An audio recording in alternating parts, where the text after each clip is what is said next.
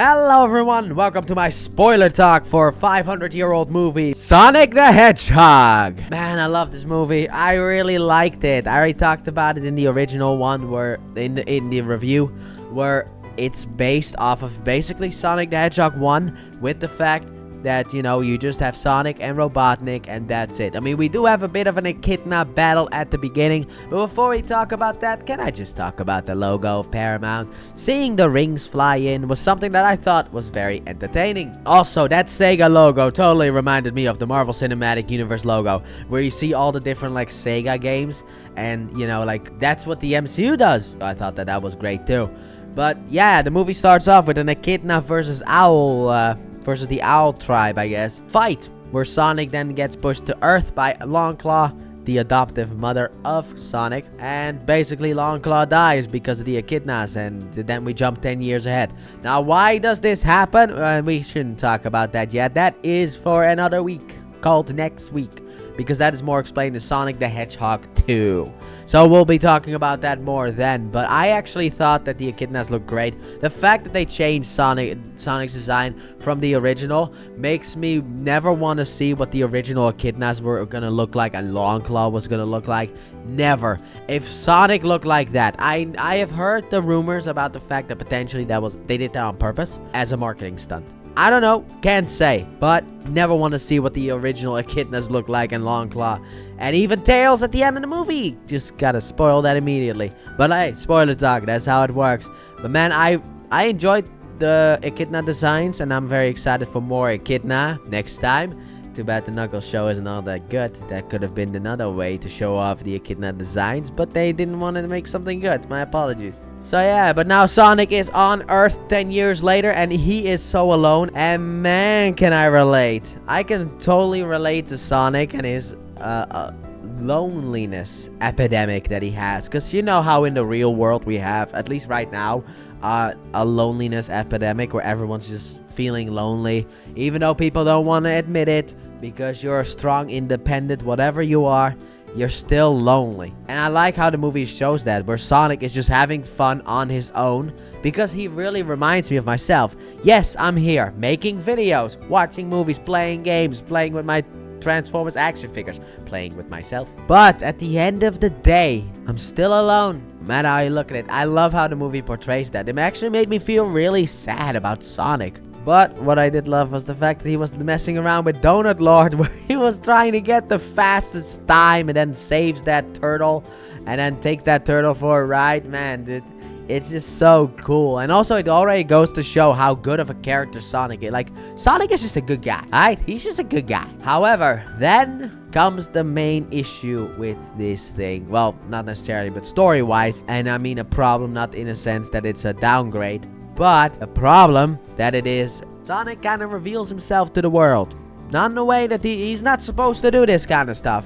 Also, I like how he was reading Flash comics. And the Blue Devil thing, I understood that reference. But he goes and plays baseball. I think that's the English one. The American way to say it, baseball, because I'm confused about how Americans say things, because you call the sport where you hold the ball in your hand and run to another side of the field, you call that football, even though the foot has barely anything to do with that one. And then you call the one where you kick the ball with your foot, you call that soccer. Make it make sense, boys. Make it make sense, because I don't get it. But baseball with himself, and then, you know, he gets hit with something that a lot of people have been hit with.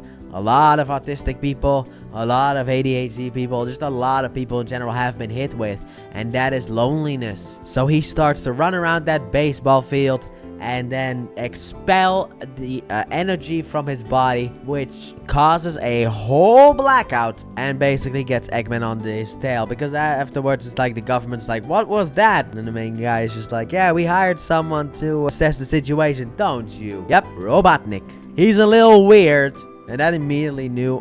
When I heard that, I knew what I had to write. Because I was gonna say evil scientist initially, but then it was like Mustache the Weirdo came to me when they said that. But man, and then we have Jim Carrey's entrance. He just walks out, and he commands the screen. We even get a cameo from Damien Dark, not just Galvatron in black this time, but Damien Dark. Also, I think the reason that I say that, for people who want to know the reference, apparently, this is from what I've heard, I don't know if it's true, that truck was the same truck, just resprayed, as the one that they used in Transformers Age of Extinction for Galvatron.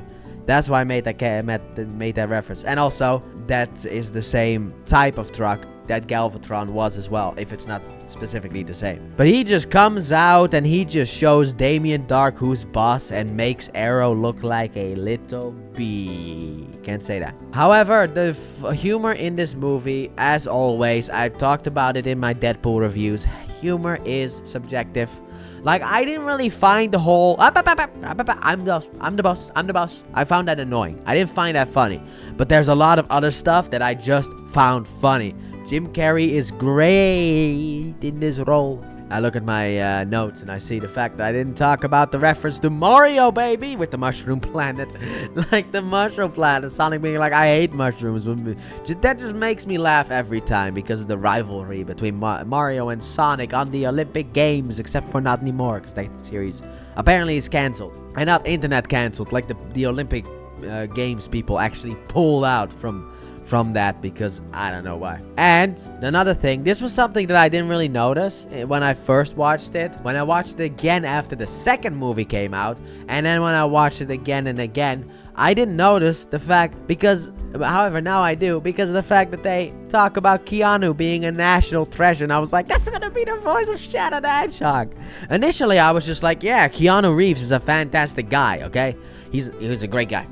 But now it's just like, he's gonna be the voice of Shadow. Did they plan this? No, they did not. Also, can we all agree that sonic boom that he does, that kills the power, did that remind anyone else of Chaos Blast, or is that just me? So basically, Robotnik takes over the search for Sonic, and then has all of his robots that came out of his egg sack.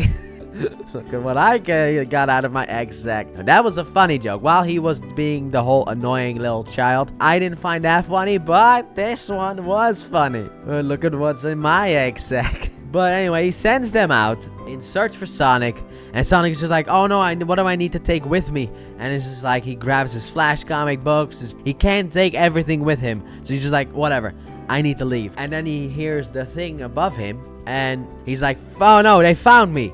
And runs over to Donut Lord's house, and that's how we have the interaction between Sonic and Donut Lord.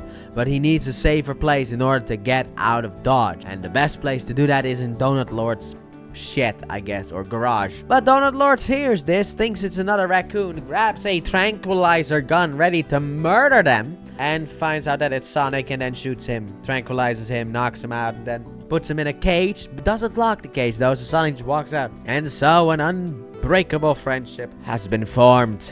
So while they get a bit acquainted, Robotnik shows up at his door.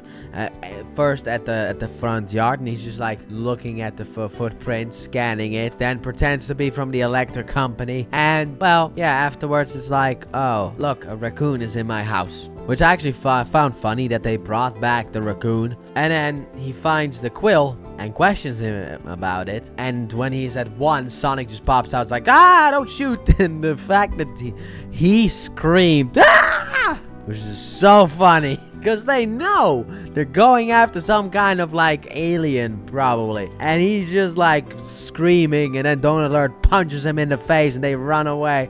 I love that sequence. They go away. Olive Garden, I don't know. Look, the Olive Garden stuff was a bit too much. So they leave. And then, you know, obviously if you are on the run, and the military will put out either the truth about you, or if they can't, they'll just call you a terrorist and hope for the best. And then he calls later on at the bar, like they go to like this like this gas station which has a bar across it, and he puts on a hat like he's incognito. Why do movies keep doing that? Come on, dude, that's not incognito at all. Anyway, he goes over to the phone, calls Wade in order to basically, you know, tell him that it's not entirely true what happened. And he's like, by the way, if they come to you, don't tell them we talked. He's like, I think they already know. And then Robotnik grabs the phone, talks to him, tells the story about how the last time someone punched him, which was a bully at school, that guy had to drink through a straw. And I love the interactions between Donut Lord and Eggman. It's great. I told you this movie is great. It is missing some stuff and has some generic parts, but overall it's great and it's a masterpiece compared in video game movie wise. But then after that, Donut Lord hangs up the phone. We have another great line from Robotnik, because Wade is like, oh, I can help with this, you know, maybe I can get another line. And then Robotnik's just like, you just sit there and be useless. I thought that line was hilarious. Anyway, so at the bar, Sonic went over to the bar because it looked really cool, even though Donut Lord said stay in the car. So Donut Lord goes over there to get Sonic, and then they have a talk, and later on there's a bar fight, and we get a Quicksilver moment right there. But also they talk about a bucket list with things to do before you die, and then Tom helps him kind of get stuff off his bucket list.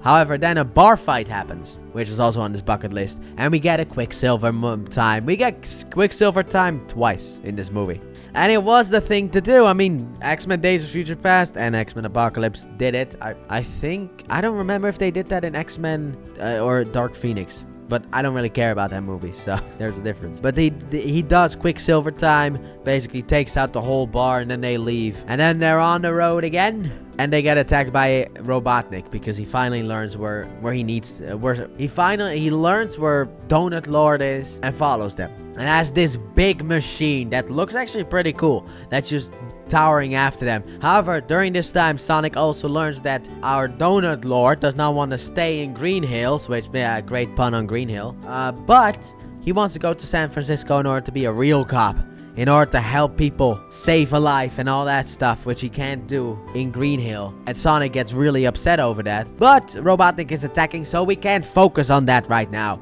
So Sonic basically yells at him, and then he starts to electrify up again. And then at that point, Donut Lord does something, and Sonic flings over to the machine, and he hits it. And also, that whole power outage, especially now, the whole, like, I don't know, electricity mode, does that remind anyone else of Sonic X? Maybe it's just me, because when he had a ring, he would just be like super powerful and destroy robots, stuff like that. I don't know, I just got reminded of that. Anyway, so they destroy the machine. Sonic does a floss, which is a bad thing about the movie. Already 9 out of 10. From that moment, it was a 9 out of 10.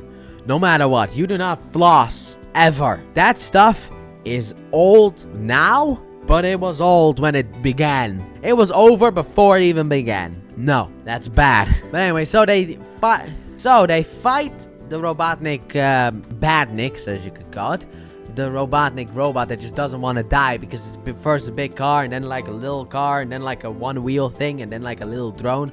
However, Sonic then, one piece sticks to Sonic's hand, and he needs to get rid of it. So eventually he does get rid of it. He's like, yeah! And because of the ticking, nobody noticed the ticking, and it's just like, kaboom! Blows up. Now Donut Lord needs to figure out how to fix Sonic, because Sonic got hit pretty bad. So, where does he go? He goes to his wife. Because if there's anyone you can trust with anything, it should be your partner, your husband, or your wife. And also, it helps that she's a veterinarian. Difficult word to pronounce.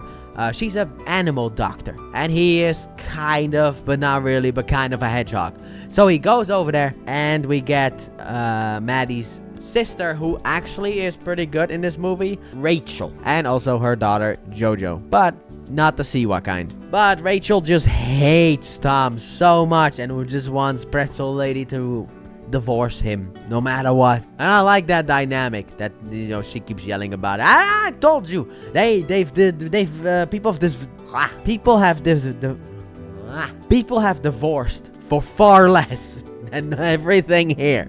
Alright? No. But she stands by her man, and I love that kind of stuff. And basically, all we need to bring Sonic back is a couple of smelling salts. It's like, do you have some kind of cat smelling salts? Like, I have human smelling salts. And I think those are the only ones that they make. Uses it on Sonic. Sonic wakes up, runs around a bit, and then he talks to her. And then she kind of starts to freak out a little bit, but then it's like, Tom, can I speak to you in the other room for a little bit? And then she's like, yeah, hey, I've kept my composure. And he's like, yeah, good job. Love you, honey. However, what?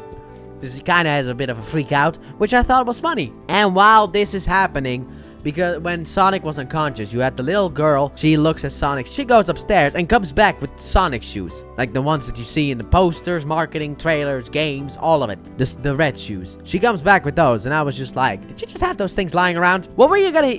Are those your shoes? Were you gonna use them or not? How... Also, look, we don't need to get into the realistic stuff, but I just found that a bit weird where it's like, alright, I didn't really need to know an origin story for the shoes, but sure. How did Sonic get his shoes? It's like an X-Men Origins Wolverine. We did not specifically need an origin story on how Wolverine got his jacket that he technically loses in that movie, but Robotnik isn't really happy about this kind of stuff. However, Agent Stone has the quill, so Robotnik uses that to make some new Batniks, and then he's just dancing around, skating around. Look, man, they did not do that. All the movie people did was add in the effects. Because they just put Jim Carrey in a green screen room and were like, have fun. And just filmed him. I'm convinced of that. I'm convinced none of that was in the script. Jim Carrey just went, just boogied for a wee bit. And that's it. Just starts skiing down a mountain and stuff like that. I loved it. But he starts to assemble everything and then analyze the quill as well to see how he can use it in his stack. And then Agent Stone pops up with coffee, a latte. And that scares Robotnik, and he's like, of course, I love the way you make them. So, Sonic, Donut Lord, and Pretzel Lady head out to San Francisco because I forgot to talk about this. The entire plot of the movie is the fact that we need to get the rings back. Because when the Sonic was shot, the rings fell on top of the building in San Francisco. So we gotta go over there.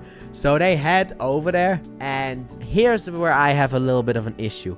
Because Sonic is super fast. However, he can't get into the building because it requires key lock and stuff like that. So they put Sonic in a bag, which also has a funny scene attached to it, and go up to the top in order to grab the rings. Correct me if I'm wrong, but last time I checked, since the first Sonic game, that guy has been able to run on walls. The Flash can do it. Like any kind of speedster, whenever you see them, they run up walls. Why can't he just run up to the top of the building, grab it, and come back? He'll be gone in a second. But no, we need attention. So they get to the top, grab it, and then everything is fine. But when Sonic throws the ring in order to be able to leave, which he doesn't want to do, we have Robotnik there, just ready. And while, Sonic is super fast and can probably be able to dodge all the bullets and rockets that are coming to him, Maddie and Tom, they're not so lucky. So Sonic does the only sensible thing and throws them off the building while he deals with the problem. However, Sonic does not know that because of the piece of quill that Robotnik now has, Robotnik, once he pushes a button, is able to be on the same speed level as Sonic. Not all of his machines, just his, egg. So, Sonic tries to deal with all the robots before he goes down there and takes care of business. So he takes care of the robots, runs down the building, which he can do. Apparently he can't run up a building, but he can run down a building, he can circle a building, whatever. But he goes down there. However, at that point, in slow motion, Robotnik pushes the button and now is on the same speed level as Sonic, so he follows him, shoots him, and everything kind of goes wrong. But Sonic is able to save Pretzel Lady and Donut Lord by throwing them into a barn in Green Hills. And then afterwards goes to deal with Robotnik, which ends in his potential death. Yep, it is great how they use the rings in order to go to different places. The 7 wonders of the world, like the pyramids, for example. But they go through everything, and it's so beautiful. The way that they just go through it, I thought it was very creative. Because with these rings, you can technically go anywhere and just go to different places on Earth. Is all you need. However, when they end up back in Green Hill, Sonic doesn't really look good. However, now the town of Green Hill, we have one of those like Spider-Man from Sam Raimi moments where the whole town defends the hero. They're all basically ready to fight Robotnik. But that's not really gonna work out looking at the fact that Robotnik has all the tech. So, eventually, Sonic comes back to us and is ready to deal with Robotnik and now is at full power. Well, not really, but that's gonna be the second movie, Super Sonic. We don't get Super Sonic in this movie, but what we do get is something really cool. So this was the moment where I was like, dude, that's literally the Sonic X ring thing. That is Sonic X. Where it just goes through the machine that Robotnik has, and then Donut Lord throws a ring, opens up a portal to Mushroom Kingdom, and Sonic hits him in through it, and then the portal closes, and now Robotnik is gone. Everybody saved the day. Also, when Robotnik and Sonic were fighting, there's a moment when towards the end when Robotnik puts on his like glasses, and one of them is blue and one of them is red, and the first thing I thought of was like, hey look, he put on his 3D glasses. You remember those like paper 3D glasses that they had, which one was red and one was blue, that for like the Shrek 3D movie. But they are get rid of Robotnik and now the day is saved. However, where will Sonic go from here? Well, he will stay with Donut Lord and Pretzel Lady. They basically adopted Sonic into their family of 2. Well, 3 because of the dog. And I'm very excited to see where this franchise goes because of the fact that they really show that they love this. However, Robotnik will return because of the fact we see him on the Mushroom Planet talking to Mr. he has a rock. Come on, dude. You can't tell me that's not funny. But he's just like, just being Jim Carrey, basically. Ready to come back in the next movie. And the movie ends with a mid-credit scene for Tails showing up. And while everyone does a great job in this movie, but even though we have Ben Schwartz portraying Sonic, we do get the voice actress back. For Tails, yes, Colleen, whatever the last name is? What is that last name? Sorry, Colleen. No disrespect. Love you as Tails. You're the best Tails voice actress we've had ever. Because they never really knew what to do with Tails' voice until you came along. And you fixed Tails' voice. Tails' voice. But I don't care. I can't pronounce your last name. Oh, something. So, Colleen, fantastic job as Tails, and she's back, and I'm so happy for her because they could have gotten like Megan Fox from Mortal Kombat. They could have gotten Megan Fox to voice Tails, you know, big name, but they didn't. They got Colleen. The fans would love it. I loved it. I immediately recognized the voice too. I was like, it's from the games. I was so happy about it. But Tails comes out of the portal ready to look for Sonic. And just like what happened in the video games, because if you haven't played the original Sonic video games, Tails was introduced as Sonic the Hedgehog 2. Then we had Knuckles, which was introduced as Sonic the Hedgehog 3. And Amy was introduced as Sonic CD. And it seems like the next movie is going to be Sonic the Hedgehog 2 and 3 because of the fact that we get Tails and Knuckles. But man, am I excited for the next movie because I really love it. Also, Jeff Fowler did a fantastic job directing this movie. Just thought I'd mention that too. And we've basically come to the end of the spoiler talk because I've talked about everything that I can talk about. This is about it. This takes so long. But overall, I've had a lot to say. And to be honest, if the next one is going to be an hour long, don't mind me because I got a lot to talk about. That is future me's problem. But that is the end of spoiler talk. So comment down below, spoiler filled. What did you guys think about the Sonic movie? Where do you guys think it went up? And where do you guys think it went down? I thought it was a really good movie, but in order to see a score, you know you have to check out the review. But I am really happy with this movie. And I'm so excited. And also, spoiler warning, really happy with the second one. But I'm really excited to go into the next one. I even have some Sonic stickers. Knuckles, some Robotnik stuff, Robotnik, Sonic, and Tails. But I'm very excited to go into Sonic the Hedgehog 2, but that will be next week. And as I said before, Sonic the Hedgehog 3, even though I really want to, I don't think I'll be able to review Sonic the Hedgehog 3 because of the fact that Sonic the Hedgehog 3, well, I won't be here. I won't be home, so I will not have my recording set up and all that stuff. So I'll just make you guys wait for a week or two for that one. But it will come out. So anyway, thank you all so very much for watching, and I hope you guys have enjoyed. And if you did, please like button, subscribe if you're new, if you're not done so already, turn on notifications, and don't forget to check out the Let's Play channel, Assassin's Prime 5, link in the description and at the end of the video. For those Sonic fans out there, I am or had, I don't know if I finished it already, if it's finished uploading already, but I got a couple of Sonic games on my channel at least. I got Sonic Frontiers, Sonic Colors, Ultimate, Shadow the Hedgehog, that video game, and I also did Sonic X Shadow Generations. So if you're a Sonic fan, you want to see some Sonic stuff, check out that channel. And I have a plan on in the future, potentially like 2027 or so, to do some Sonic Let's Plays on that channel as well. So don't forget to check it out. And I guess I'll see you guys next week for my review and spoiler talk of Sonic the Hedgehog 2. Bye!